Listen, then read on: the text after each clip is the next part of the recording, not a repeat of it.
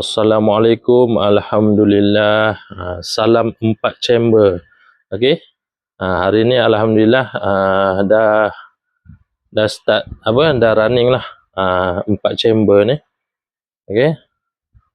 Alhamdulillah lah dapat jugalah upgrade sistem ke 4 chamber lah, sistem RAS. Okey, dekat sini chamber yang pertama ni, tong yang pertama ni mendapan lah. Kalau tengok, nampak tak najis? Nampak tak? Taik yang berat, yang kasar dah menat ke bawah.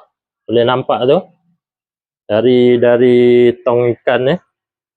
Lepas tu tong yang kedua ni saya letak berus lah, berus batu span.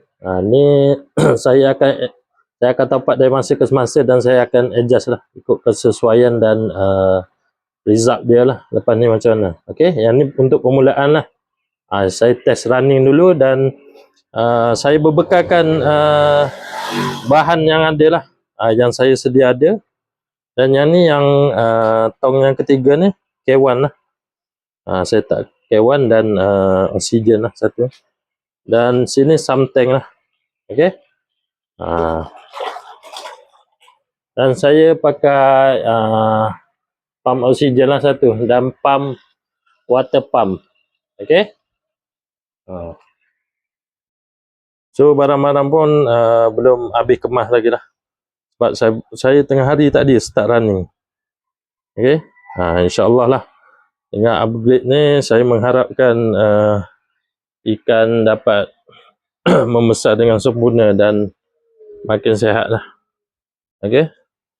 Saya punya kapasiti 150 gallon. Okey, pada sahabat-sahabat yang baru bermula ni nak starting, selamat mencuba dan selamat berjaya lah. Saya doakan semua. Okey.